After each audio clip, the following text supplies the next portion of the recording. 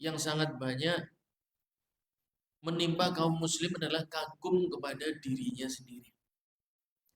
Orang kalau sudah kagum kepada dirinya sendiri, dan setan tahu betul manusia itu suka pujian. Ya. Orang kalau sudah kagum kepada dirinya sendiri akan merasa cepat puas. Sholat yang minimalis dia kira sudah maksimal. Bacaan Quran yang masih jelek dia kira sudah bagus. Ya. Niat yang masih rusak dia kira sudah tulus.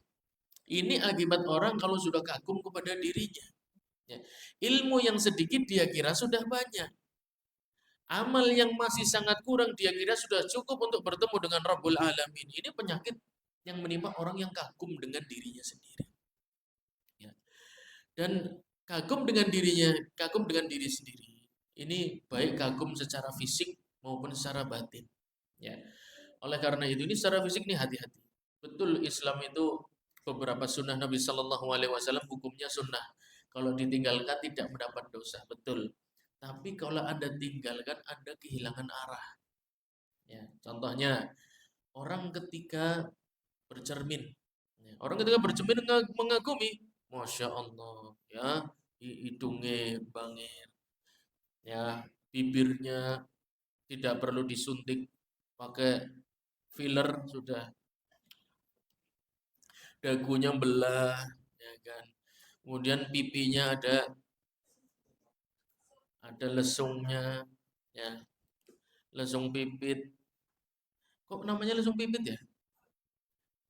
Dari burung pipit apa? Lesung pipit. Kagum dengan fisik. Ya. Orang kalau sudah kagum dengan fisik, dia akan jauh dari memperbaiki kondisi batin. Ya, karena merasa sudah cukup baik. Makanya jangan memfitnah, jangan membuat orang lain terjatuh dalam fitnah dengan mengatakan, wah kamu cantik sekali, kamu ganteng sekali. Itu akan membuat orangnya merasa dengan modal itu sudah cukup jadi manusia. Nggak perlu jadi orang baik, nggak perlu orang jadi orang jujur, cukup jadi orang ganteng dan cantik, saya sudah cukup dipuji oleh orang. Merusak. Dan yang hebat Nabi Shallallahu Alaihi Wasallam, Allah Subhanahu Wa Taala mencegah itu. Oleh karena itu ketika bercermin doanya apa? Kama hasanta fahassin. Ya Allah, sebagaimana engkau membuat fisik ini, aku suka lihatnya. Perbaiki ini juga biar aku juga suka. Biar aku juga bisa bermanfaat oleh orang lain secara akhlak. Karena manusia kalau sudah kagumnya dengan fisik, musibah. Ya, dia nggak peduli dengan akhlaknya.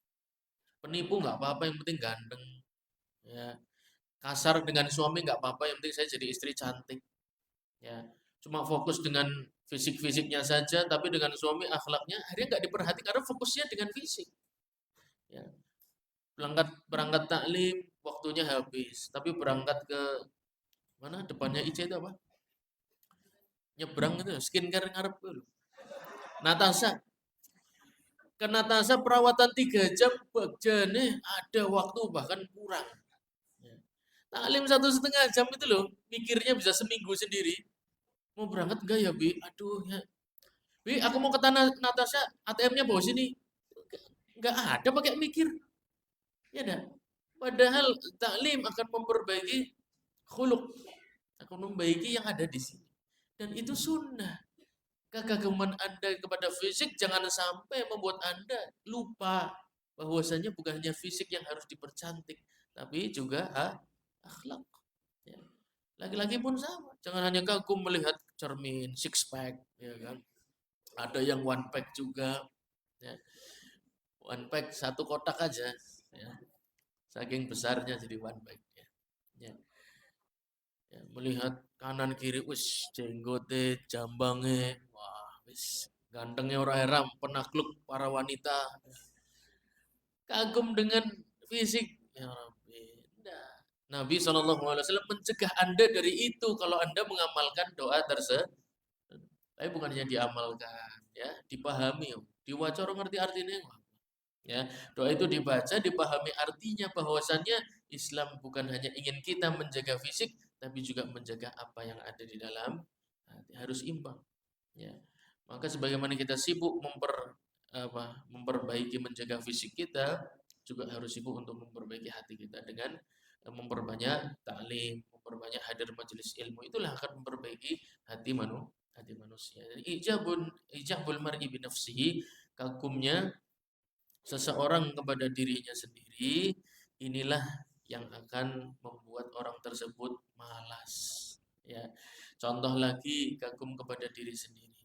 Sekarang saya akan sebutkan ayat. Ya, Allah Subhanahu Wa Taala berfirman, "Fariqu fil jannati wa fariqu fis sa'ir." Ada sebagian manusia yang masuk ke dalam surga, ada sebagian yang masuk ke dalam neraka.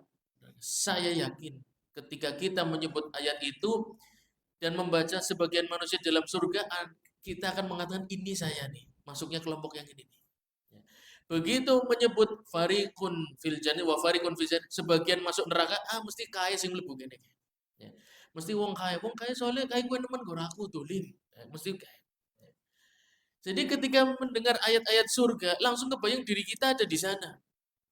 Ketika mendengar ayat-ayat neraka, orang lain yang ada di sana, itu bukti Anda kagum kepada diri sendiri. Memastikan bahwasanya tempat Anda pasti di surga. Wong Nabi Shallallahu Alaihi Wasallam saja ketika membaca Al-Quran di dalam salatnya, waktu itu salat kusuf, salah satu salat gerhana.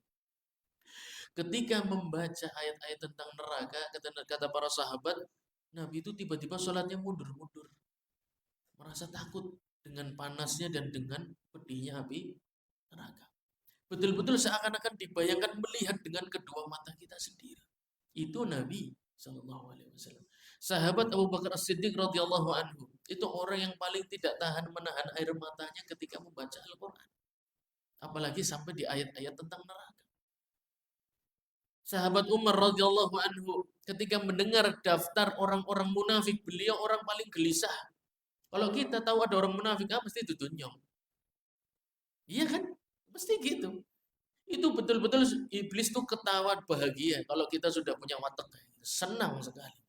Karena apa? Kalau Anda sudah menyangka diri Anda baik, bukan orang munafik, bukan orang musyrik, akan mati dalam kondisi iman dan Islam, iblis pekerjaannya sudah selesai. Anda sudah kagum dengan diri Anda sendiri, pasti Anda malas. Pasti tanginnya, pasti bangun malamnya juga malas. Belajar baca Quran nggak akan mau. Udah bagus, buat apa belajar?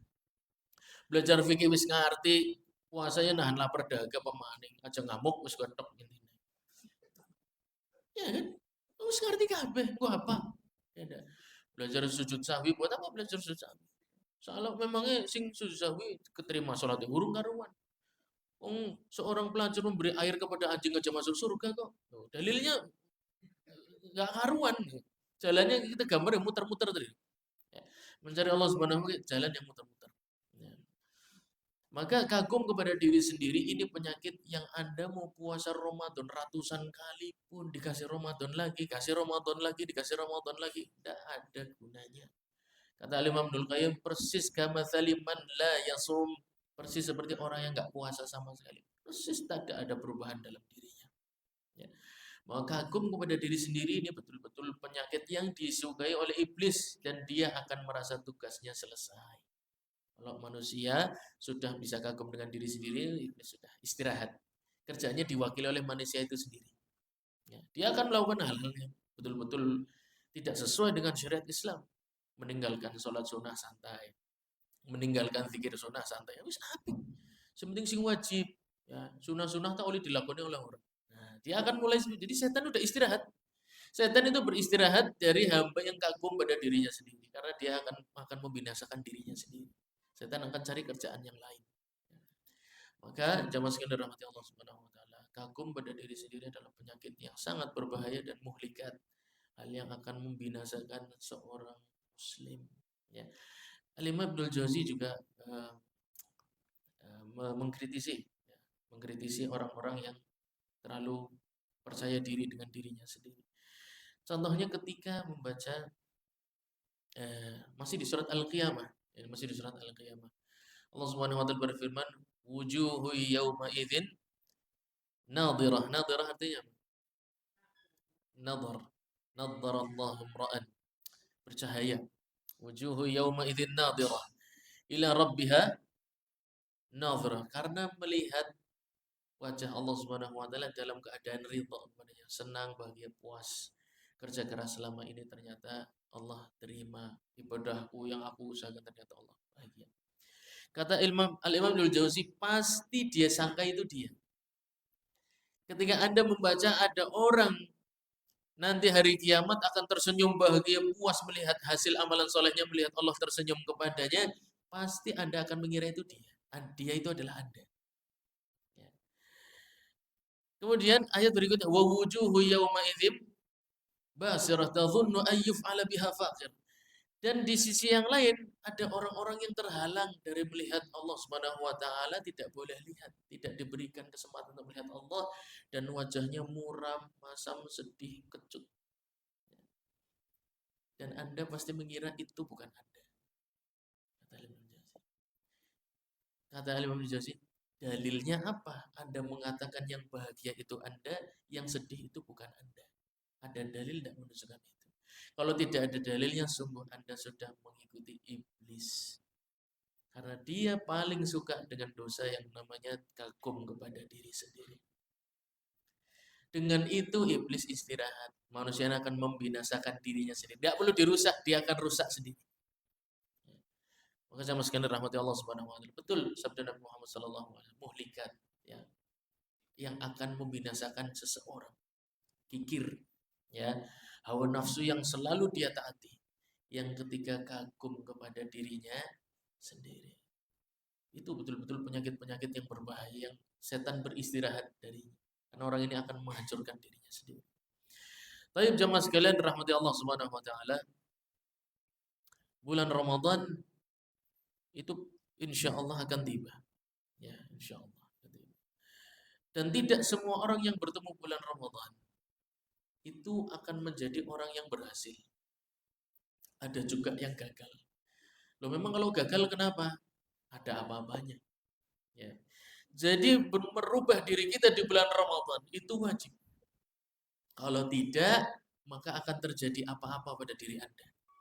Dan itu janji dari Allah Subhanahu wa taala. Kalau Anda tidak membuat perubahan dalam diri Anda, dalam hati Anda, dalam ketakwaan di bulan Ramadan, akan terjadi sesuatu pada diri Anda. Ya. Kita akan lihat sebuah hadis yang diriwayatkan oleh Al-Imam Al-Hakim di dalam kitabnya Al-Mustadrak dari sahabat Ka'ab bin Ujrah radhiyallahu anhu, qala Nabi sallallahu alaihi wasallam. Nabi sallallahu alaihi wasallam bersabda, "Ahdirul mimbar." Para sahabatku, bawakan mimbar ke sini. Ya.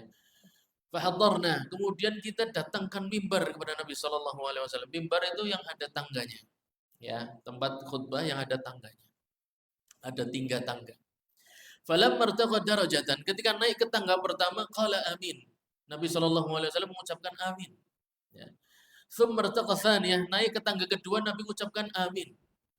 Kemudian naik ke tangga ketiga, tsumma martaqa tsalitsah faqala amin. Amin lagi. Ya.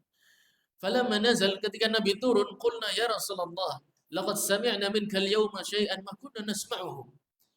Wahai Rasulullah, kita dengar engkau amin, amin, amin. Padahal gak ada orang berdoa. Yang seperti ini belum pernah kami dengar sama sekali. Faqala, Nabi SAW mengatakan, Inna Jibril, tadi datang Jibril kepadaku, kalian tidak lihat. Ya. Faqala, kemudian Jibril itu berdoa, sebuah doa. Nah, ya, perhatikan. Yang berdoa Jibril. Berarti sesosok malaikat. Sesosok malaikat itu tidak punya dosa. La ya'sunallah. Malaikat itu tidak punya dosa. Berarti doanya yang menghalangi dosa, la yamna'u du'a rajulin dzambuhu. Sesungguhnya akan menghalangi doa seseorang itu dosanya sendiri. Malaikat tidak punya dosa, la ya'sunallah, tidak berdosa sama sekali. Maka doanya langsung didengar oleh Allah Subhanahu wa taala. Perhatikan doa malaikat. Jibril alaihissalam berdoa, bu'dan liman adraka Ramadan falam yughfar lah. Wahai Muhammad, sungguh orang akan Allah jauhkan darinya. Hamba ini akan dibuat jauh dari Allah Subhanahu wa taala hari demi hari, waktu demi waktu, sejengkal demi sejengkal. Shibran ba'da shibrin. Sejengkal demi sejengkal, sehasta demi sehasta, dia akan semakin jauh, jauh, jauh, jauh, jauh. Ya. Siapakah dia? Nah, liman adraka Ramadan falam yughfarlah. Dia yang gagal mendapatkan ampunan Allah di bulan Ramadan. Bagaimana mau dapat ampunan wong bulan Ramadan sibuk ngurusi perdagangan. Wong bulan Ramadan sibuk ngurusi jual beli. Wong bulan Ramadan sibuk ngurusi perusahaan. Bagaimana akan sempat? Enggak sempat. Ya, tarawehnya ngantuk, malamnya tidur, sahurnya telat, ya, subuhnya ketiduran, siangnya ngantuk lagi, ya, kemudian minta pulang cepet. Paling semangatnya pas ngabuburit aja sore-sore nunggu buka puasa. Ya. Habis itu muter lagi kegiatannya. Ya. Buka puasanya kebablasan, maghrib sama isya jadi satu karena reuni sekolah. Ya. La haula wala quwata illa billah. Ini orang-orang mau apa? Bulan Ramadan buat main-main itu nggak boleh. Itu bukan pilihan. Menjadi orang bagus di bulan Ramadan itu bukan pilihan. Kalau Anda memilih di bulan Ramadan, menyia-nyiakan bulan Ramadan, doa malaikat Jibril siap-siap Anda sambut. Ya. Dan di dalam riwayat yang lain, fa'ab'adahu Allah. Allah akan menjauhkan hamba ini dari Allah Subhanahu wa taala. Semakin jauh. Semakin jauh itu ada dua kemungkinan. Yang pertama akan disibukkan dengan urusan dunia, berarti semakin sukses. Urusan dunianya semakin sukses, tapi sebagai gantinya dia semakin jauh dari masjid. Dia semakin jauh dari ulama. Dia semakin jauh dari para salihin. Dia akan semakin jauh dari majelis ta'lim. Tapi usahanya semakin sukses. Bisa jadi. Ya. Maka ingin mengerti orang ini berhasil bulan Ramadan atau tidak, lihat setelah Ramadan. Kalau tambah jauh, bisa jadi itu efek dia meremehkan bulan Ramadan. Dikiranya cuma nahan lapar dan dahaga. Oh, bulan Ramadan itu bulan yang nggak boleh diremehkan sama sekali. Tanamkan itu pada keluarga. Ya, pada anak-anak dan istri. Nanti kalau tambah istri-istri lagi saya salah lagi. Ya, kepada anak dan istri. Ya. Harus ada perubahan. Tidak boleh santai-santai bulan Ramadan tidak bisa. Silahkan lakukan itu di bulan setelahnya. Tapi bulan Ramadan tidak bisa. Ya. Bulan Ramadan itu bulan yang tidak boleh untuk main-main. Nanti akan kita sampaikan beberapa hal mengapa bulan Ramadan itu bukan pilihan. Itu bukan untuk pilihan saya ingin berubah, Anda harus berubah. Kalau tidak, Anda akan dibuat jauh dari Allah Subhanahu wa taala dengan doa Jibril alaihissalam diaminkan oleh Nabi Muhammad sallallahu alaihi wasallam. Makna amin itu apa? Allahumma stajib, ya Allah kabulkanlah doa Jibril. Nabi sallallahu alaihi wasallam mengiyakan kalau ada umatku yang meremehkan bulan Ramadan, kemudian tidak mengakui kesalahannya, tidak mengakui dosanya, tidak ingin menggapai ampunan Allah Subhanahu wa taala, buat dia jauh ya Allah. Itu diaminkan oleh Nabi Shallallahu Alaihi Wasallam. Ya. Jadi nggak boleh main-main di bulan Ramadan santai-santai, itu sesuatu yang terlarang dalam Islam.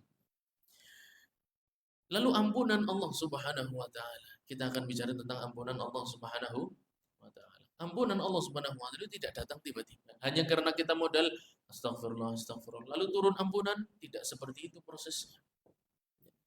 Yang pertama, permohonan ampun istighfar yang asli itu muncul dari dalam hati, meskipun lisannya tidak mengucapkan. Itu yang inti. Inti permohonan ampun itu dimulai dari dalam hati, bukan dari lisan. Disunahkan mengucapkan menggunakan lisan. Astagfirullah itu sunnah.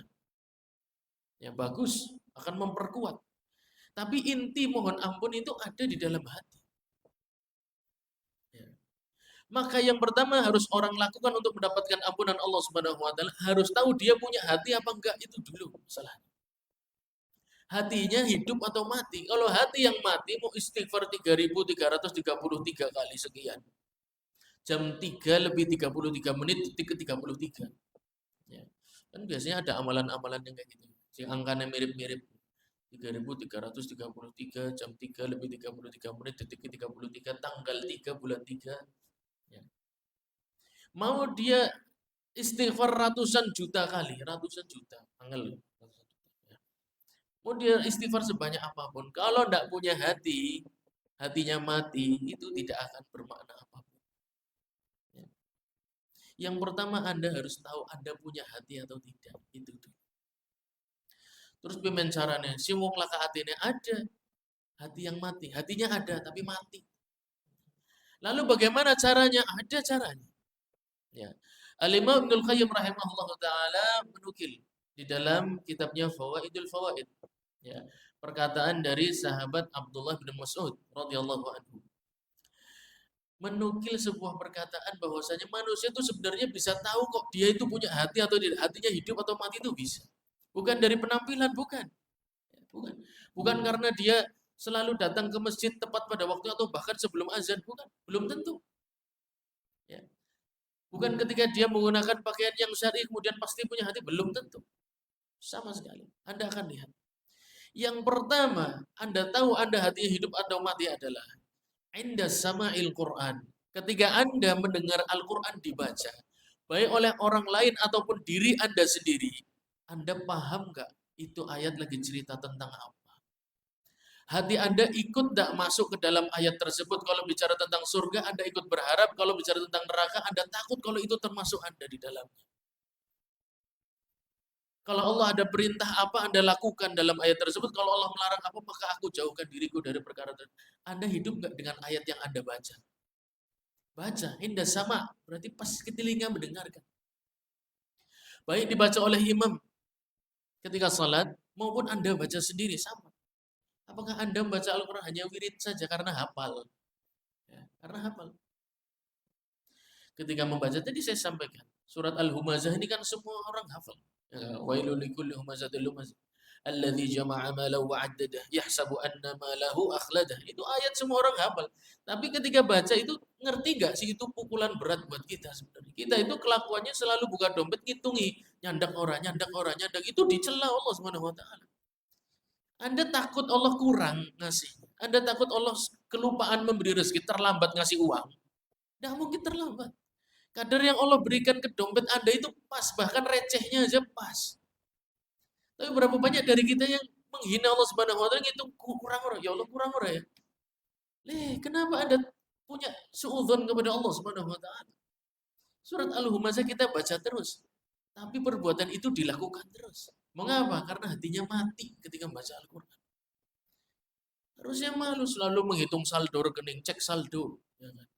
Nyandak, kurang, aduh kurang akeh. Alhamdulillah tambah akeh. Memang ketika bertambah akan cukup. Memang ketika berkurang akan pasti nggak cukup. Allah Subhanahu wa taala punya ukuran pasti cukup. Baik lewat cara yang bermacam-macam Allah yang akan tentukan.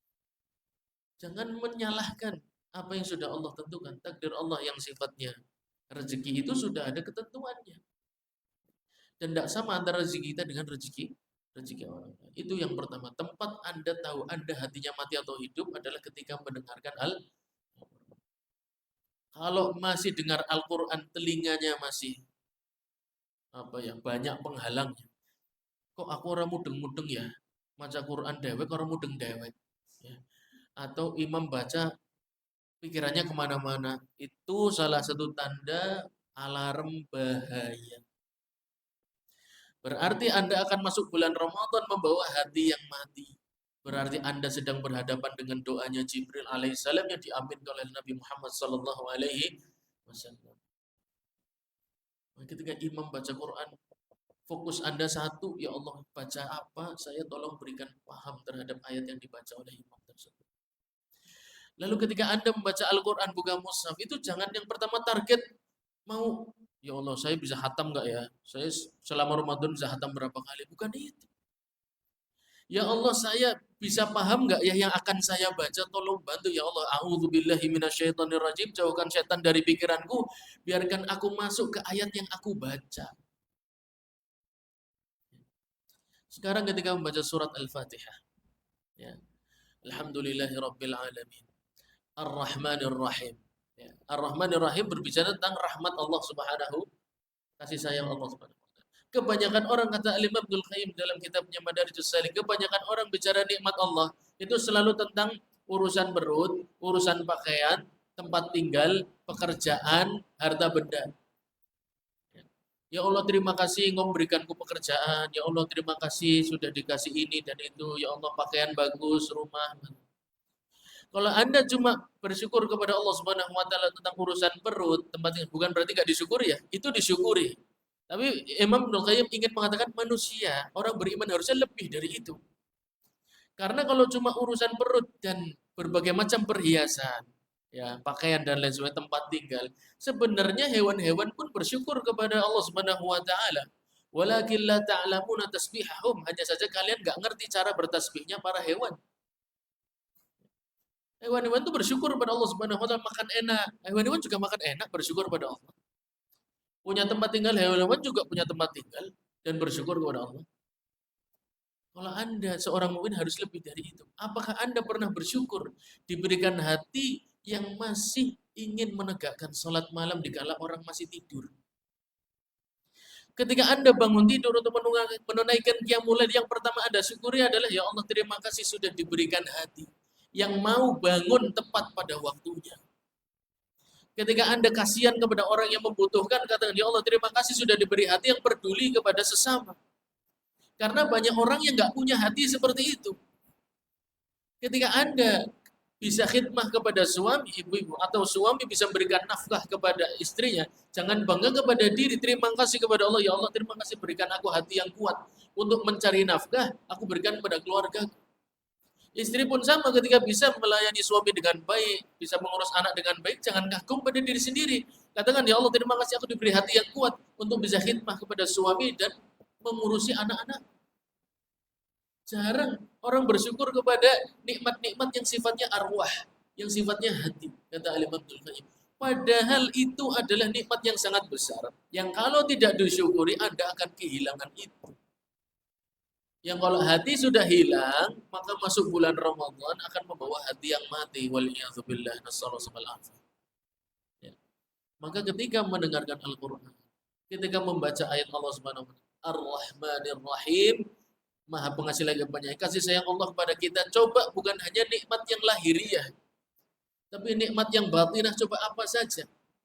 Rasa cinta kepada sunnah Nabi Sallallahu Alaihi Wasallam, rasa rindu kepada akhirat, itu kalau nggak disyukuri bisa hilang. Kenapa? Karena Allah Subhanahu Wa Taala berfirman, la in syakartum la azidan. Nah, kalau Anda mensyukuri sebuah hal nikmat, Allah akan tambahkan. Hafalan Quran. Kenapa orang hafalan Qurannya mudah hilang? Salah satu sebabnya karena nggak mensyukuri yang ada. Dia nggak mensyukuri nikmat Al-Quran yang ada di dalam dadanya meskipun hanya 1-2 juz. Dia ngerasa kayak bukan apa-apa. Akhirnya hilang. Kenapa rasa peduli kepada orang tua kadang muncul, kadang hilang? Karena nggak disyukuri. Pas muncul nggak disyukuri. Jangan heran kalau suatu hari hilang. Kenapa hari ini saya lembut kepada anak, besok ngamuk kepada anak, besok lembut lagi? Karena ketika Anda lembut, Anda tidak mensyukurinya, akhirnya hilang. Kenapa hari ini saya bisa sabar kepada istri, kenapa hari ini saya bisa sabar kepada suami, besok enggak? Kenapa bisa? Kenapa kok hilang kesabaran itu? Karena enggak disyukuri ketika Anda punya. Maka hati yang mati itu akan membuat Anda kehilangan karakter-karakter baik dalam diri Anda. Salah satu cara, maka cek ketika dengar Al-Quran, Anda pikirannya ada di mana?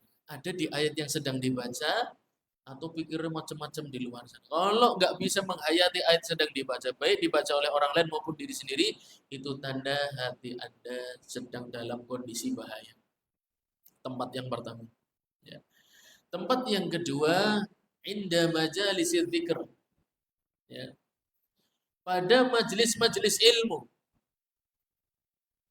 Kenapa kalau di majelis ilmu ngantuk, ya, kemudian rasanya berat, kemudian sing ngomong karo aku lu ngerti aku daripada sing ngomong, ya, sing disampaikan kue-kue tok paling. Kalau ketika datang majelis ilmu tidak bisa mengambil faidah dari majelis tersebut, tidak bisa menambah keimanan dari majelis tersebut, kemungkinan orang ini tidak punya hati. Orang begini mau istighfar kayak apapun sulit. Kenapa? Karena nggak mungkin merasa salah orang begini. Istighfar itu mohon ampun. Kenapa mohon ampun? Karena merasa salah. Nggak mungkin orang mohon ampun karena misalnya ada orang salah sama antum. Sorry ya, bukan aku anak salah. Antum kira-kira di mana dimintain maaf kayak ini orang butuh, ya kan? Ini orang minta maafnya kayak orang minta maaf nggak butuh. Bukan aku anak salah, sorry. Ya, orang nggak butuh. Itu persis orang-orang yang mengucapkan istighfar tapi nggak punya hati ya seperti itu. Indah majalisil dzikir. Kalau ada di majelis-majelis ilmu, dia orang yang banyak tidurnya, apatis, nggak aktif bertanya, tidak aktif mencerna, tidak aktif mengambil faedah. Ini tanda hatinya tidak hidup. Karena nggak suka dengan nasihat. Walakinnakum la tuhibbuna nasihin. Salah satu watak umat terdahulu kenapa dihancurkan, dibinasakan Allah adalah karena tidak suka diberi nasihat. Meskipun mungkin kita merasa kita lebih alim daripada pematerinya, tidak apa-apa. Bisa jadi ada faidah yang Anda belum dapat. Dan saya sudah sampaikan. Al-Imam Al-Muzani rahimahullah ta'ala mengulang membaca kitab Ar-Risalah di depan Imam Syafi'i. Sampai berapa kali? Sampai berapa kali? 500 kali.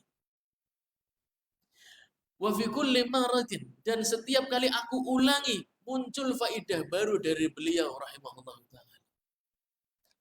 Anda mungkin merasa sudah paham suatu perkara, tapi bisa jadi ada faidah baru, baik secara bahasa, baik secara akidah, baik secara fikih. Jangan khawatir. Dan saya sering mendengarkan obrolan dengan orang awam, ya. Tapi imannya yang sangat kuat kepada Allah Subhanahu wa taala membuat dia mengucapkan kalimat yang hikmah. Kadang dia tidak lebih alim dari kita, tapi Allah berikan hikmah kepadanya untuk memahami suatu perkara kejadian. Maka jamaah sekalian dirahmati Allah Subhanahu wa taala, cari hati. Ada 3 tempat. Yang pertama ketika mendengar Al-Quran, yang kedua pada majelis-majelis ilmu. Yang datang ngantuk aja dianggap nggak punya hati, apalagi yang nggak datang, ya, apalagi yang menjauh, nah, itu lebih lagi. Ya, nggak ada hati, tinggal rempelonya saja, nggak ada hati. Kemudian tempat yang ketiga, nah, ini dia tempat yang ketiga ini. Wa fil khalwah, ketika sendiri. Ujian banget ketika sendiri. Yang Anda ambil handphone, mau ngecek status WA rival, bukan kawan, tapi rival. Lagi nyindir aku orang kayak. Mau ngecek Twitter, Instagram, produk-produk terbaru, ya, produk-produk dalam negeri, ya. Atau mau buka mushaf, murojaah ayat yang sudah dihafal, atau melatih tilawah Al-Quran, atau membuka kitab para ulama. Anda yang tentukan. Anda yang akan merubah diri Anda sendiri. Dan luar biasa, ketika Anda bisa mengalahkan hawa nafsu ketika sendiri, maka Allah Subhanahu wa taala akan mudahkan Anda melawannya ketika di depan orang banyak. Maka ketika Anda sendiri itu adalah momen membuktikan siapa Anda di hadapan Allah Subhanahu wa taala, karena gak ada orang lihat. Cuma ada Anda. Dan yang lihat cuma Allah Subhanahu wa taala. Apa yang Anda pilih, apa yang Anda lakukan, apa yang Anda tonton, Anda tertawa karena apa, Anda sedih karena apa.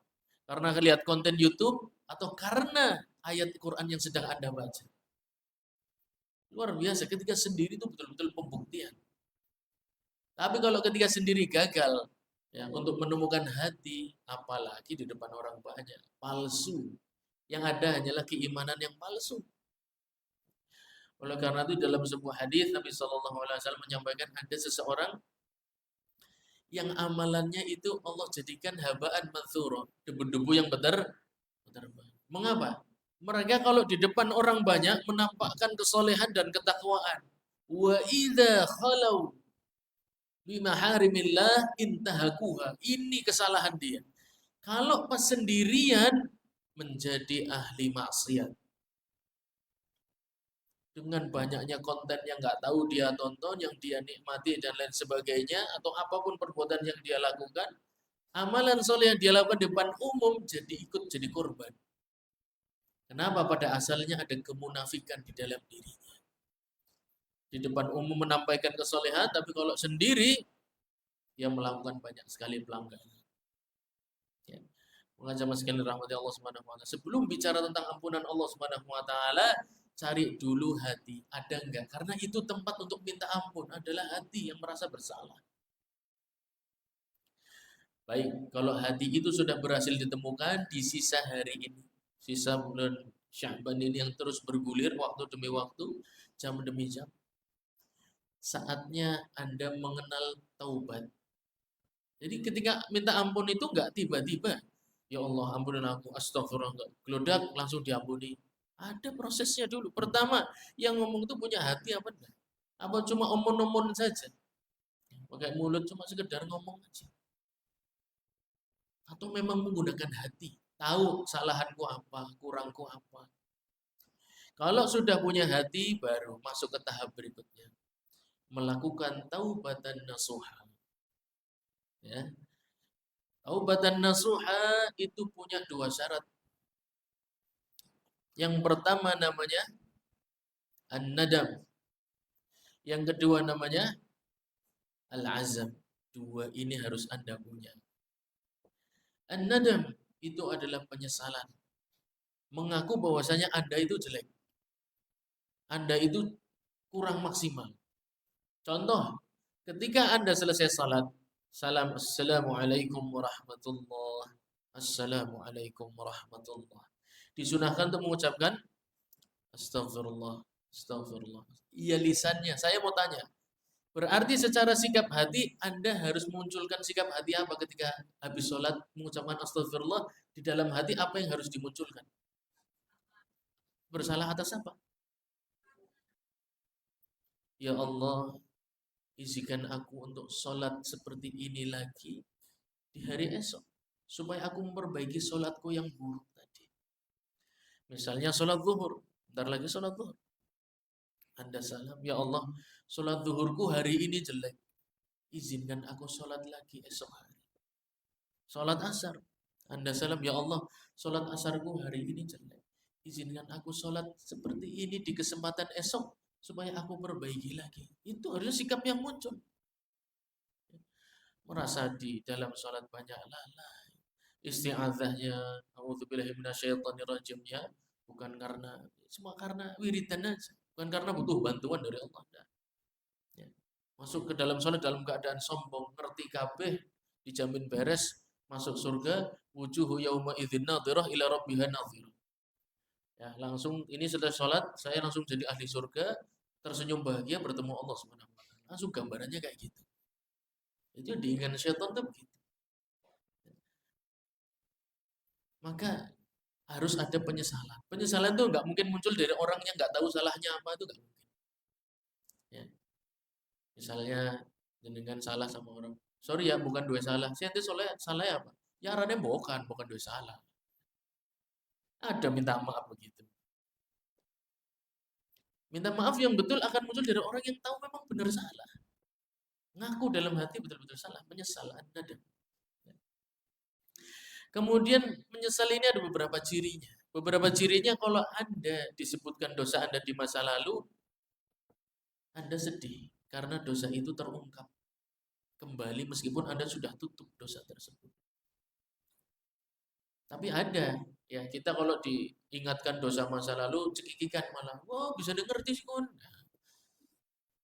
Aku tuh gemian kayak gue, oh. Lah aku tuh gemian melu lomba anu kok, ya, model, ya, model madul. Ya. Mengingatkan dosa masa lalu. Orang-orang yang menyesal itu sedih kalau ya Allah, itu lagi. Dosa itu diungkap lagi, diungkap lagi, diungkap lagi. Harusnya malu. Kalau dia senang dosa masa lalunya diungkap oleh orang lain, menunjukkan sebenarnya dia tidak menyesal. Sebenarnya dia nggak menyesal. Buktinya senang sih diungkap biene orang seperti apa. Ya. Atau yang laki-laki, kok tuh biar anu kok preman loh. Wush, aduh, pentol loh berarti yo. Preman ke pentolnya apa sih, Bu? Preman ke modal ngamuk. Modal ngamuk. Angger orang ngamuk orang bakal jadi anak preman sabar.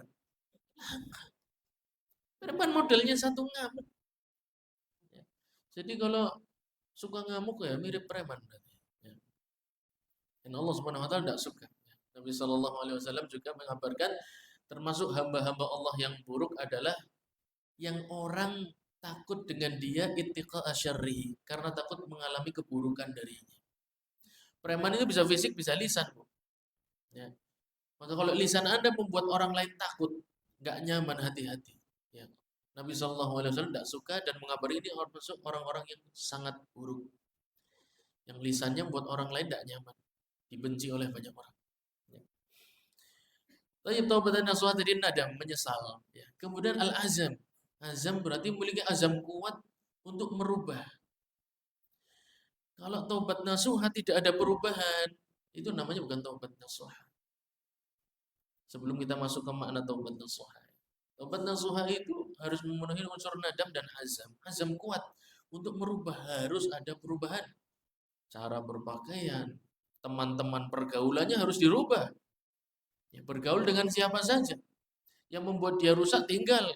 Ya, bisa jadi Anda baru kenal dengan teman yang baru, tapi itu Anda butuhkan untuk menambah keimanan dan ketakwaan. Ambil teman yang baru. Ya. Anda harus berani untuk meninggalkan kawan-kawan yang buruk untuk kawan-kawan yang lebih baik. Seperti yang dilakukan oleh sahabat Sa'ad bin Mu'adz radhiyallahu anhu, seorang pembesar Ansar dari kota Madinah. Beliau itu orang yang punya masa yang sangat banyak, dikagumi banyak orang. Salah satunya adalah Bani Quraidah. Ya, orang Yahudi itu sampai tunduk kepada Sa'ad bin Mu'adz. Begitu datang syariat Nabi Muhammad SAW, dia tinggalkan semua teman-temannya demi Nabi Muhammad SAW, bahkan berperang paling depan melawan mantan teman-teman terbaiknya sendiri. Nggak ada persahabatan di atas kekufuran dan kesyirikan, maksiat, kebid'ahan, nggak ada persahabatan di atas itu. Persahabatan itu di atas sunnah, di atas tauhid, di atas Islam, di atas agama Nabi Muhammad SAW. Adapun urusan-urusan kefasikan nggak ada persahabatan di atas itu. Itu membuat orang-orang kagum bagaimana Sa'ad bin Mu'adz bisa berpaling begitu drastis. Dari kawan-kawannya orang-orang Yahudi tinggal semua. Karena mereka nggak mau mengikuti syariatnya Nabi Muhammad SAW. Ya.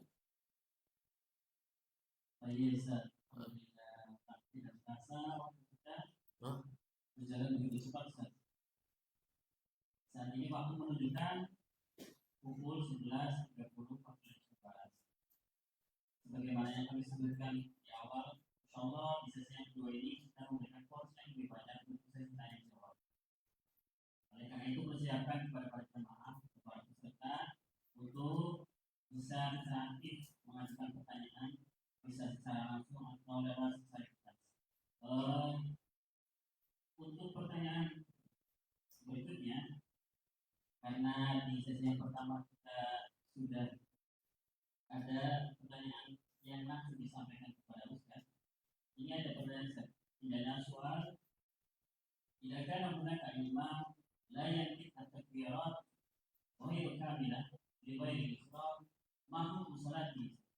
Artinya bisa misalnya ada seorang imam yang pada salat tarawih itu dia tidak mengucapkan takbir yang selain takbir atau israr itu tidak secara lengkap, atau hukum sholatnya, sedangkan takbir istiqbal itu termasuk wajib sholat.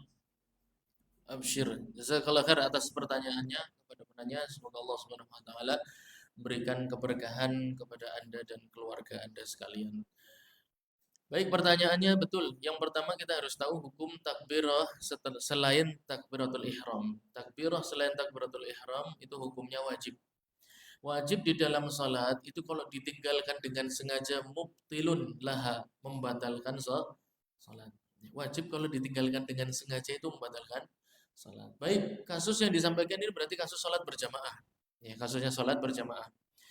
Imam pada asalnya itu jahar dalam membaca takbiratul intiqal. Allahu akbar. Ruku. Sami Allahu liman hamidah, dibaca semua dengan jahar, perpindahan-perpindahan rukunnya. Hukumnya sunnah.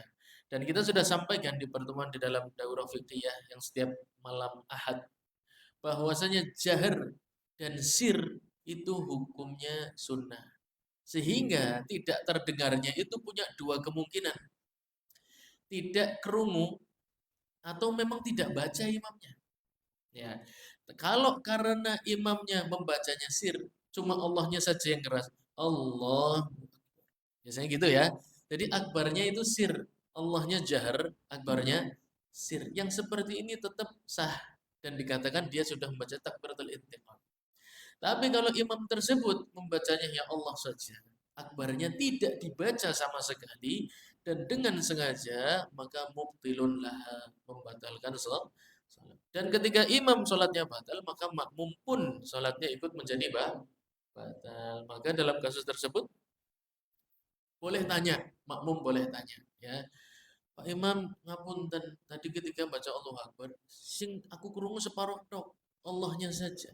Akbarnya aku ndak dengar itu jenengan sir apa saya ndak? Memang nggak baca. Oh ndak Mas, saya sir. Jadi Allahnya kenceng, akbarnya sir. Oh ya sudah. Berarti salatnya tetap sah. Ya, adapun memang akbarnya tidak dibaca sama sekali, berarti takbiratul intiqalnya tidak dibaca dengan sengaja membatalkan salat. Kalau itu terjadi, Anda bisa mengulangi salat Anda tanpa dosa. Ya. Jadi kadang ada salat-salat yang kita ulangi bukan karena kesalahan kita, tapi karena kesalahan dan ini nggak ada dosa dalam masalah tersebut. Ya, nggak perlu diperuncing. Anggap saja imam berbuat salah, berarti salat saya imamnya batal, salat saya batal, Anda ulangi selesai, sesederhana itu saja. Ya, jangan sampai kemudian kebencian, jadi riba, menjelek-jelekan, nggak perlu sejauh itu.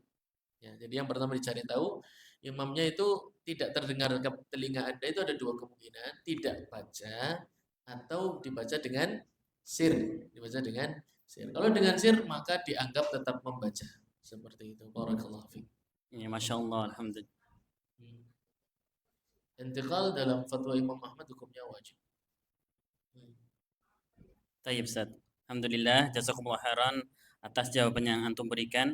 Kemudian pertanyaan selanjutnya yaitu Ustaz, mana yang lebih utama di bulan Ramadan itu membaca Al-Quran untuk ngejar target sampai sekian khatam Quran, atau hanya beberapa ayat nggak ngejar target khataman tapi lebih dititik beratkan ke tadabbur Al-Qur'annya Ustaz?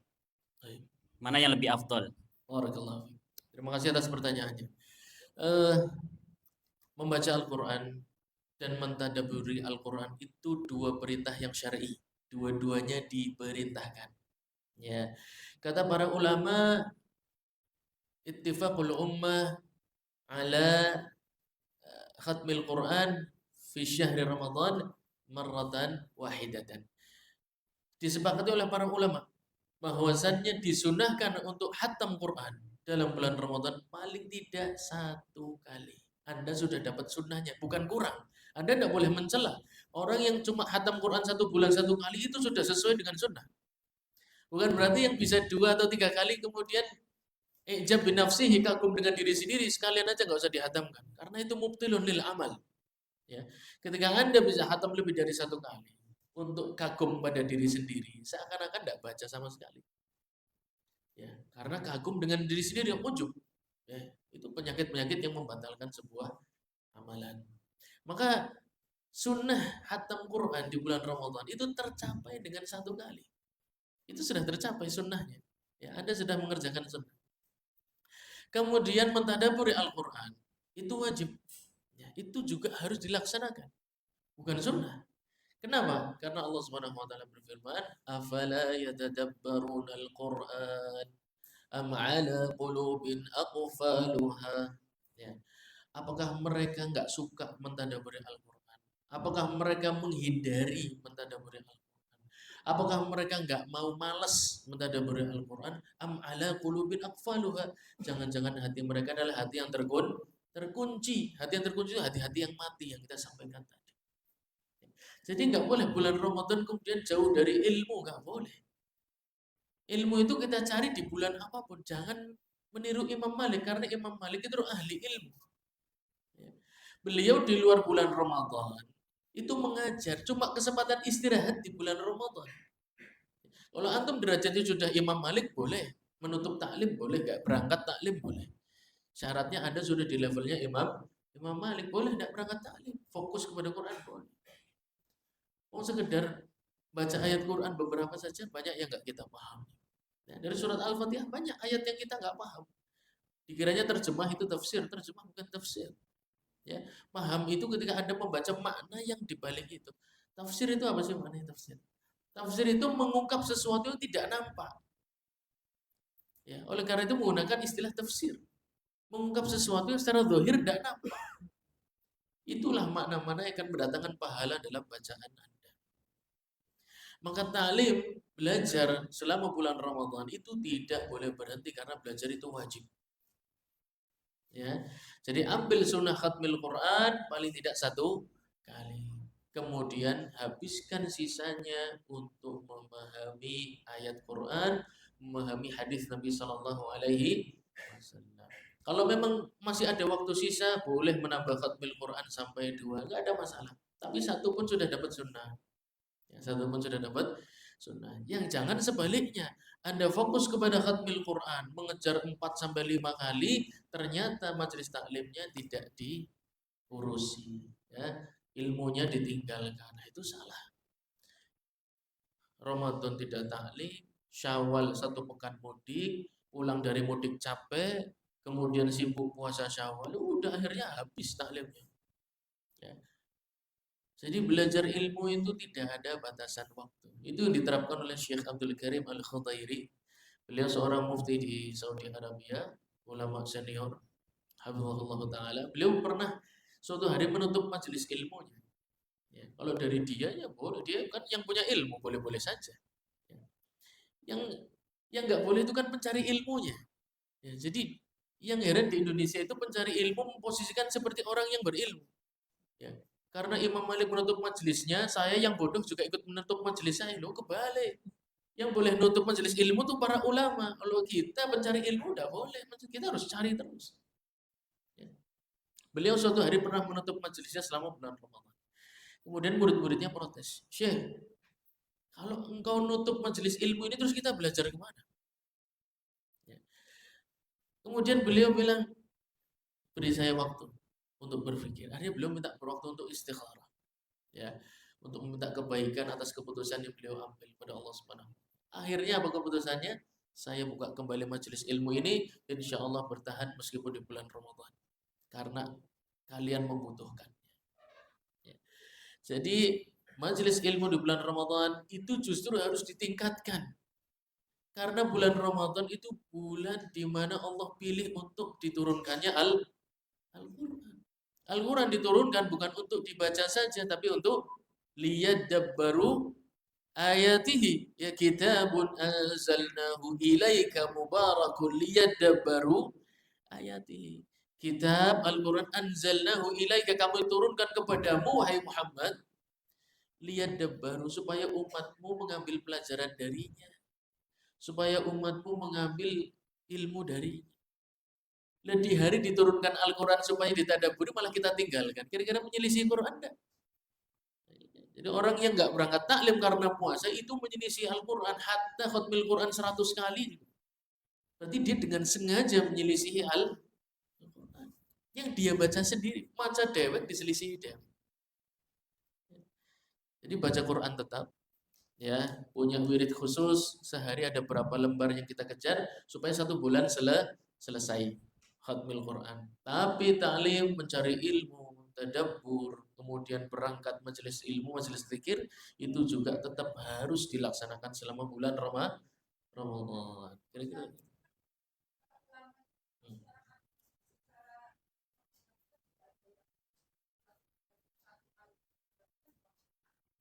Iya,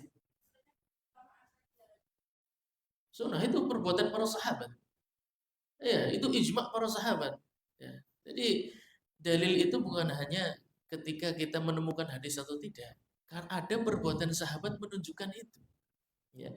Kan kita umat salafi, kita mengikuti generasi salaf. Para sahabat sepakat bahwasanya paling tidak khatmil Quran itu 1 kali dalam di bulan Ramadan, paling tidak 1 kali. Paling bagus lagi adalah jamaah tarawih, ya, menyelesaikan dalam apa namanya salat berjamaah di dalam salat tarawih. Tapi kalau tidak, paling tidak selama bulan Ramadan satu kali seperti itu. Masya Allah. Jazakumullah khairan kepada Ustadz yang telah memberikan jawabannya, Ustadz. Sebelum kami mempersilahkan kepada jamaah untuk bertanya langsung kepada Ustadz, ada satu pertanyaan kembali lewat secari kertas dengan pertanyaan yang semisal, Ustadz. Ini ada beberapa pertanyaan yang masuk. Tadi sempat dibahas tanda hati yang hidup atau yang mati, yaitu ketika dibacakan Al-Quran. Pertanyaan saya, ketika kita mendengarkan bacaan Al-Quran saat sholat atau di majelis ilmu, dan kita tidak tahu maknanya karena kita belum paham, belum tahu tafsirnya, apakah yang demikian termasuk hati yang mati? Dan bagaimana solusinya, Ustaz? Barakallahu fiik. Barakallahu fiik atas pertanyaannya. Tapi orang ketika tidak memahami ayat yang dia baca atau dibaca oleh orang lain, itu ada dua kemungkinan. Ya. Yang pertama karena kelalaiannya untuk mencari ilmu, terlalu lama bersantai-santai. Ya. Dan dia mengira santainya sudah cukup sibuk. Ya, kita ingatkan, ini penyakit ini namanya adalah kagum kepada diri sendiri. Kita menyangka itu terlalu sibuk, padahal masih santai. Nah, ini yang nggak boleh. Seorang muslim tidak boleh mengatakan saya terlalu sibuk. Nggak ada kata sibuk di hadapan Allah Subhanahu wa taala. Malulah. Ya, kita harus punya rasa malu di hadapan Allah. Sibuk cari uang, sibuk cari uang. Meskipun kenyataannya kita butuh. Kenyataannya kita sibuk bekerja, tapi nggak perlu diungkapkan. Itu namanya nggak beradab. Ya. Itu simpan untuk diri Anda sendiri. Ya, jangan diucapkan pada orang lain saya terlalu sibuk. Nah, kita sunggang, kita punya banyak waktu luang, tapi kita itu kurang bagus dalam memaksimalkan waktu hidup kita. Ya.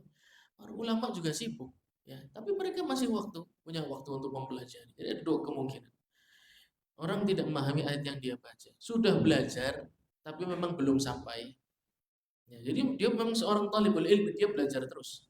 Cuma memang belum sampai kepada tafsir tersebut. Yang seperti ini nih, termasuk ma'dzur yang diberikan uzur secara syar'i. Insya Allah nggak ada masalah. Dan dia berada di jalan yang benar. Yang kedua ini yang problem. Ya, saya apakah berdosa ketika saya nggak paham ayat yang dibaca imam karena saya belum belajar. Pertanyaannya Anda ikut belajar di mana? Di mana? Saya nggak sempat Pak belajar. Oh, berarti sengaja Anda nggak paham. Berarti sengaja Anda tidak masuk ke dalam ranah ilmu. Ya enggak lah, saya kan sibuk, saya punya keluarga. Memang saya nggak punya keluarga. Memang Nabi nggak punya keluarga. Memang para ulama nggak punya keluarga. Itu bukan dalil yang boleh diucapkan. Keluarga dan lain sebagainya itu sudah pasti itu. Ya, itu harus kita urusi. Tapi kita yang tidak mampu mengontrol waktu dalam hidup kita menyebabkan tidak memahami ayat-ayat Al-Quran yang dibaca. Baik dibaca sendiri maupun dibaca oleh orang lain. Maka pertanyaan itu akan kita kembalikan pada diri kita sendiri. Kita ini termasuk orang yang sedang belajar, cuman belum sampai ke ayat tersebut, maka ini diberi uzur secara syar'i, labas. Karena dia seorang talibul ilmi, pencari kebenaran, mencari ilmu. Kalau beberapa hal belum dia pahami, hal yang wajar. Tapi kalau dia memang tidak hadir di majelis ilmu di mana-mana, kemudian alasan karena sibuk, ya, maka ini dengan sengaja membuat dirinya tidak paham terhadap ayat yang dia baca. Alhamdulillah sekarang ya Allah, mushaf Quran dalam jawalat, dalam handphone ini tafsirnya banyak aplikasi. Ya. Antum baca ayat, kemudian catat. Ini metode yang ingin saya coba terapkan ya. Ketika Anda baca Al-Quran, siapkan kertas kosong di sebelah Anda. Ada ayat yang Anda penasaran, tulis di kertas tersebut. Ya, Anda baca surat, misalnya Al-Ahqaf, ya. Ayat kelima, aku penasaran maknanya, tulis ayat kelima. Dah, baca lagi terus. Ya, jalan lagi. Jadi dalam satu surat ada berapa catatan yang perlu Anda buka melalui aplikasi yang lain, aplikasi tafsir dan lain sebagainya. Ya. Dengan seperti itu Anda menyelesaikan target khatmil Quran, di waktu yang sama Anda akan belajar makna tafsir yang ayat yang sedang Anda baca. Insya Allah kalau memang mau, itu caranya banyak kok. Dan tidak menghabiskan waktu, insya Allah. Sambil antum dagang, sambil antum. Yang penting apa? Pencatatannya bagus. Ya, antum punya strategi. Antum punya strategi dalam memahami ayat Quran. Dicatat. Ada ayat yang penasaran, ayat apa ya? Nomor berapa? Oke. Lanjut baca lagi. Baca, paham. Nah ini nih, kayaknya tidak paham nih. Saya catat dulu ah. Ya nanti saya akan cari ini mana. Kan gitu. Ya dah. Kita kalau nggak paham suatu perkara, buka Facebook, tulis tutorial membuat kue lapis, langsung keluar semua. Karena apa? Karena mau, karena penasaran. Ya, yang laki-laki tutorial ternak jangkrik misalnya. Ya, antum buka. Oh gini. Kok nggak ngomong sibuk? Kalau begitu-gitu ndak ada waktu sibuk. Iya kan? tutorial ngomong lancar berbahasa Inggris dalam waktu sekian bulan. Tidak ada cerita, saya sibuk nggak sempat belajar, tidak ada. Karena Anda mau, masalahnya. Beda kalau tidak mau. Kalau tidak mau itu mau dikasih waktu longgar melompong aja sibuk tidur. Maksudnya. Ya. Kalau mau beda. Maka pertanyaan ini saya tidak bisa jawab. Yang bisa jawab masing-masing dari kita. Apakah termasuk golongan orang ya, yang memang sudah thalibul ilmi? Saya pelajar Ustaz, saya ikut majelis di sana, tapi ini memang belum sampai. Tidak apa-apa, lanjutkan, insya Allah nanti sampai. Ya, nggak ada masalah yang seperti ini. Yang masalah bagaimana begini-begini, antum ikut majelis di mana? Ya sebulan sekali. Oh enggak ada sepekan, ya sepekan sekali apa manis, sepekan sekali sama aja, beda dikit. Enggak, saya sibuk. Ya, semua orang sibuk, Pak. Ya enggak sibuk itu, saya punya anak usia 2 tahun itu sibuk sekali, Pak. Itu usia anak sibuk-sibuknya 2 tahun. Ya, disuruh tidur enggak mau, apa baik digeret, lemari wis tadi bongkar maning. Ya, sibuk. Jadi kalau bicara sibuk, anak 2 tahun itu sibuknya luar biasa ngalahin yang gede. Ya, jangan alasan gitu. Untuk urusan belajar agama jangan ngomong kesibukan dunia kita, malulah dengan Allah Subhanahu wa taala. Ya bilang aja, insya Allah saya akan memperbaiki diri. Insya Allah semoga Allah mudahkan saya diberi waktu untuk belajar. Itu jawaban yang harus kita ungkapkan. Ya. Jadi saya ulangi lagi, pertanyaan itu saya nggak bisa jawab. Karena saya nggak bisa menghukumi orang satu persatu. Tapi masing-masing akan menjawab dan akan menghukumi dirinya sendiri. Dan itu akan menjadi hujah antara dia dengan Allah Subhanahu wa taala. Anda nggak bisa bohong karena Anda menjawab dengan diri Anda sendiri. Anda termasuk yang mana? Yang memang sudah belajar ilmu, terus menggali ilmu, 1 pekan bisa 3-4 kali majelis ilmu, bahkan setiap hari mencari faidah ilmu. Tidak harus hadir, mungkin sambil hari ini hadir, besok browsing meneliti, besok hadir, besok browsing terus. Atau yang memang jarang belajar, tidak peduli, tiba-tiba alasan sibuk. Nah, kalau ini berarti sudah mencelakakan diri. Dia nggak tahunya memang karena disengaja membuat dirinya dalam posisi tidak tahu. Bisa dipahami ya? Insyaallah taala seperti itu. Baik. Baik, jazakumullah khairan kepada Ustadz yang telah memberikan jawabannya. Khafillah rahimani warahmatullah. Saat ini waktu menunjukkan pukul 11.50. Kita masih ada waktu sisa sekitar 25 menit ke depan. Masih kita gunakan insya Allah untuk sesi tanya jawab. Kemudian untuk sesi tanya jawab ini silakan kepada jamaah untuk bisa mengajukan pertanyaan secara langsung. Kalau tadi di sesi pertama untuk akhwat sudah bertanya secara langsung, untuk sesi yang kedua ini silakan untuk giliran ikhwan dulu. Yang mau mengajukan pertanyaan secara langsung silakan. Ada? Silakan.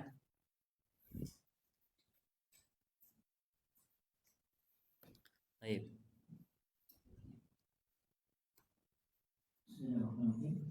Langsung saja terkait dengan jawaban yang sebelum tadi terakhir. Di dalam sholat itu kan ada surat yang memang sebagai rukun, seperti yang Fatihah, dan sementara bacaan Al-Quran setelahnya adalah sunnah. Artinya apakah ada apa ya? Ketika kita tidak mampu memahami ayat-ayat atau surat yang hukumnya sunnah di dalam sholat itu, kemudian kita mendapat keringanan itu untuk tidak dikatakan dari kita itu mati. Jangan, karena ini kan hubungannya dengan sholat. Ketika kita sholat kemudian kita tidak mampu memahami surat atau ayat-ayat yang dibaca oleh imam atau kita sendiri, kemudian kita berimplikasi pada atau kita termasuk hati yang mati. Walaupun tadi Ustaz sudah menjelaskan terkait dengan itu adalah kita sendiri yang mampu untuk menjawabnya. Tapi terkait dengan kaitannya dengan sholat. Baik. Terima kasih.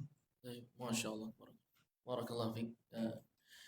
Baik, pertama kalau bicara tentang tadabbur ayat di dalam salat itu berkaitan dengan suatu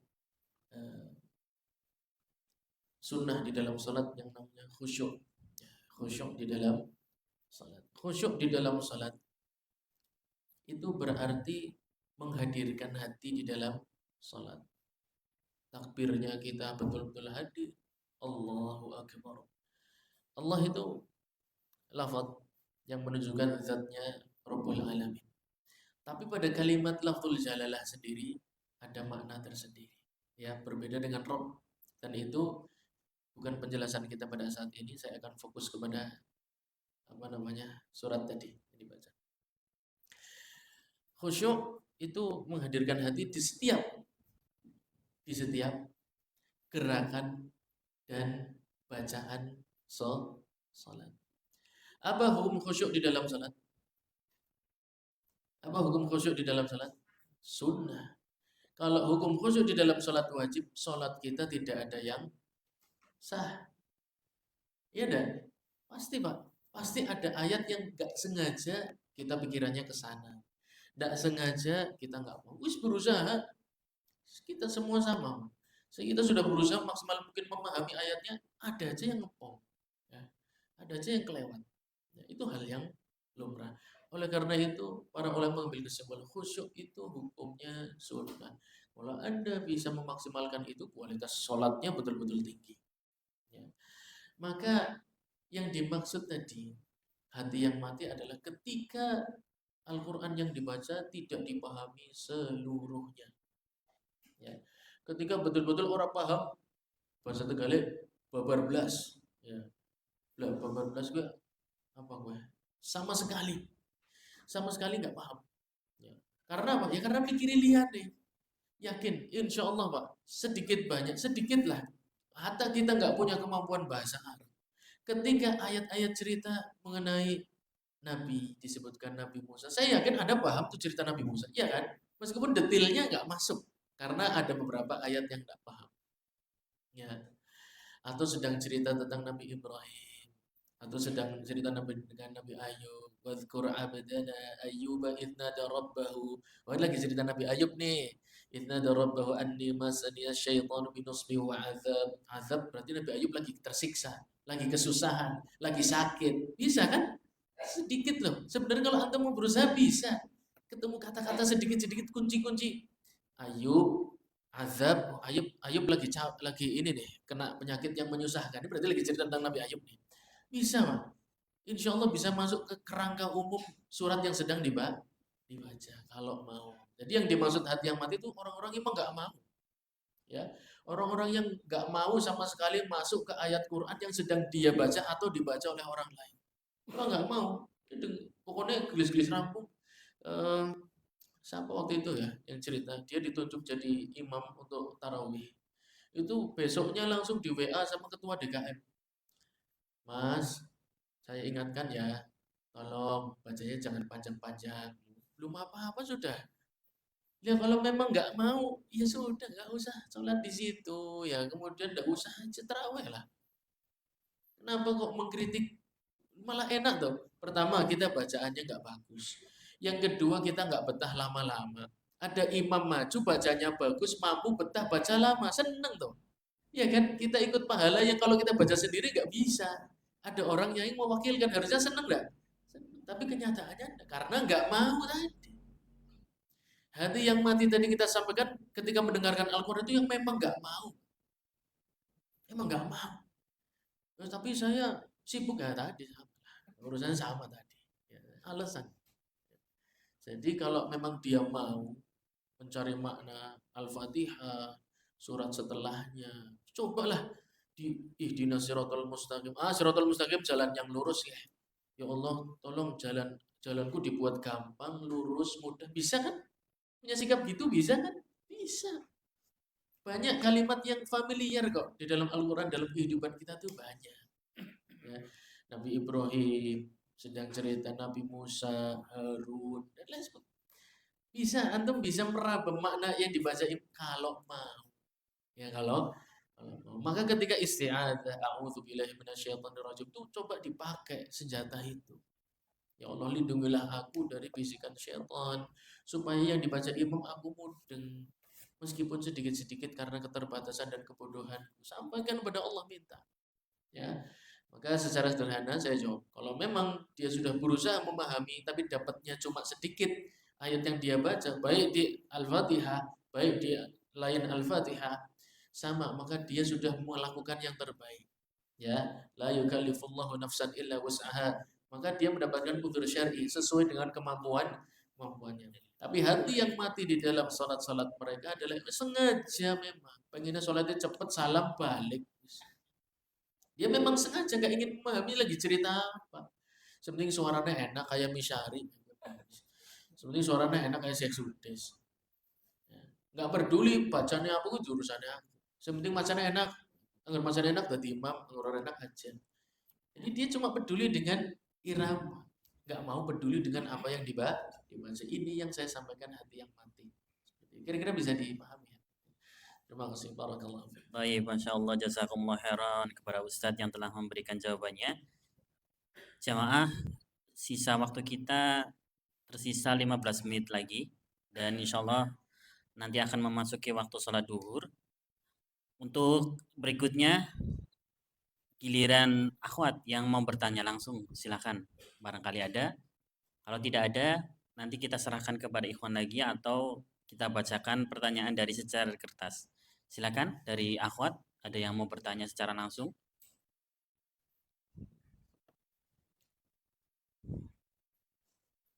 Ada? Pakai mic, Bu, sebentar.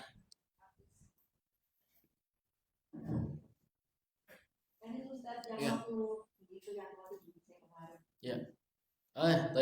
Berkaitan dengan puasa merubah akhlak.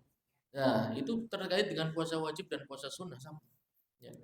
Hadisnya itu disebutkan oleh Imam Ahmad dalam musnadnya. Ya, bahwasannya Nabi Shallallahu Alaihi Wasallam mengatakan pada para sahabatnya, wa amurukum bisiyam, fa inna mathala as-saim kamathali rajulin hamilil miski bainal isabah, fayu'jibuhu aw ya'jabu minhu, fa inna riha fami as-saim atyibu 'inda Allah min rihil misk. Sesungguhnya orang yang puasa, apanya? Enggak ada. Ya Google kan punya keterbatasan. Apa kuncinya? Enggak ada. Ya memang Google belum membaca kitab Wabilus Sayyid.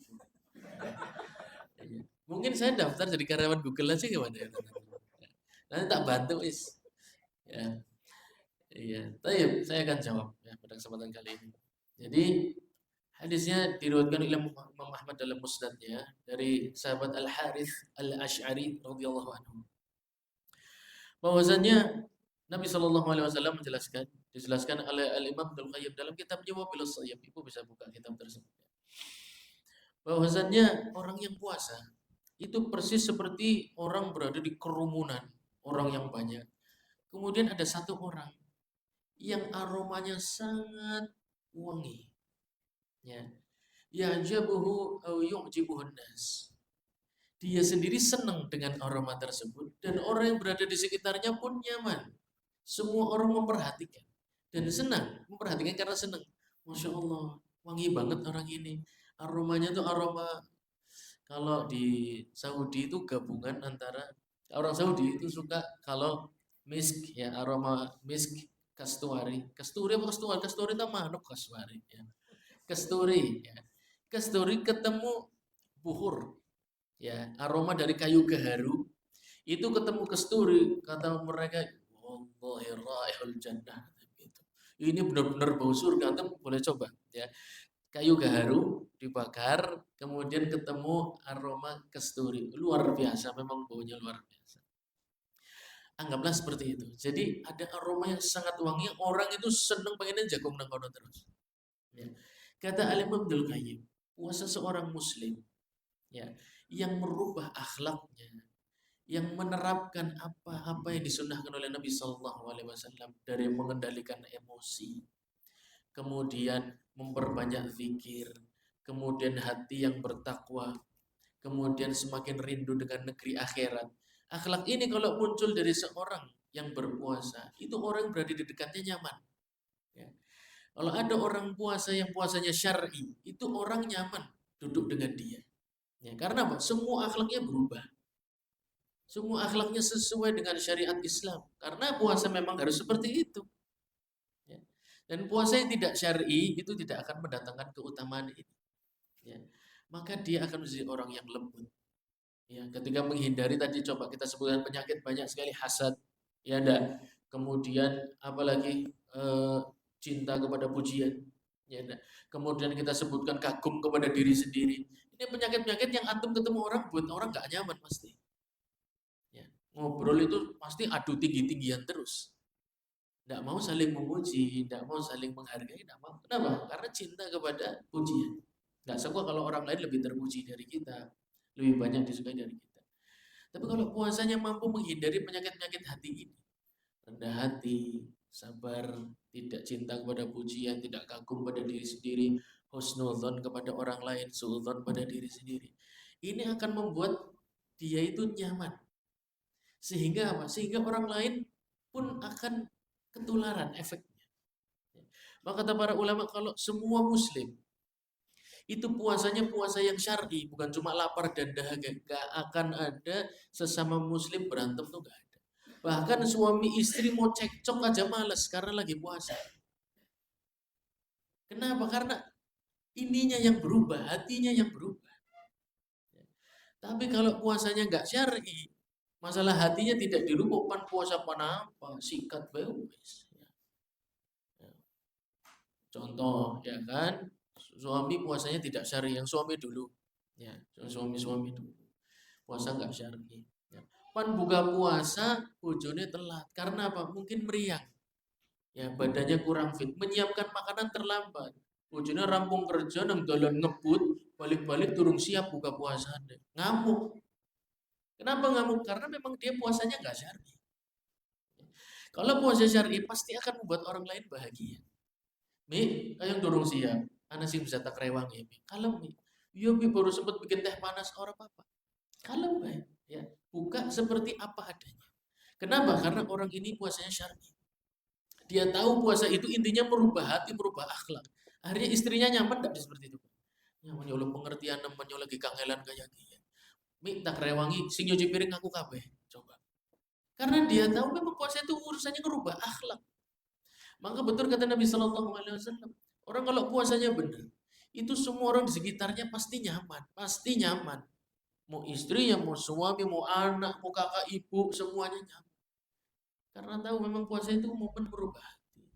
Ya, jauh dia sendiri nyaman dengan dirinya, dan orang di sekitarnya pun akan nyaman dengan dia. Maka sebaliknya, kalau orang puasa membuat orang nggak nyaman, si ngamukan baik, si modal ngambek, modal ngamuk. Ini tanda dia puasanya nggak syar'i.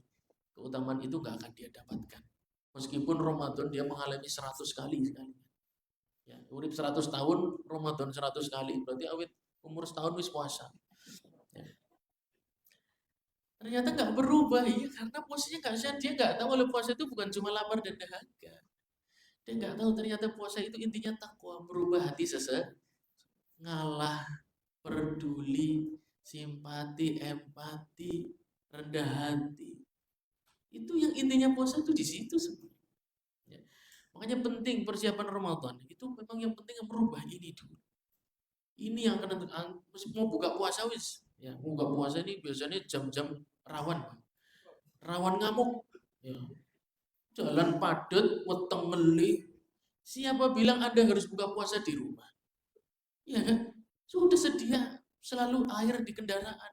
Adzan di jalan buka air minum. Apa sih? Anda kan yang membebani diri Anda sendiri harus buka puasa di rumah. Kan kesibukan kita dinamis, Pak. Ya kan kadang harus di jalan, kadang bukber, kadang ya. Sahur ini juga jam rawan, Pak, sahur. Ya, rawan apa? Rawan ngamuk. Ya. Sekeluarga telat kabeh tangi. Mimin sih, lah abis yang berbeda. Anaknya digugah be ngarong ngamuk. Apa sih bi? Jangan semuanya sahur pun wis gede orang sahur ngamuk maning. Anaknya tangi ngamuk. Ya, jadi sekeluarga ngamuk. Ya. Ini masa mau puasa begitu? Ya ada. Maka puasa yang syar'i itu mulai dari sini. Dan itu tidak berakhir dengan buka puasa loh. Ya kalau ini sudah berubah, mau sahur mau puasa sama. Ininya sudah bagus. Kalau puasanya sudah syar'i tadi hadisnya bilang ya, akan seperti orang yang aromanya wangi dan menjalar ke seluruh orang yang ada di sini. Semuanya nyaman, semuanya senang.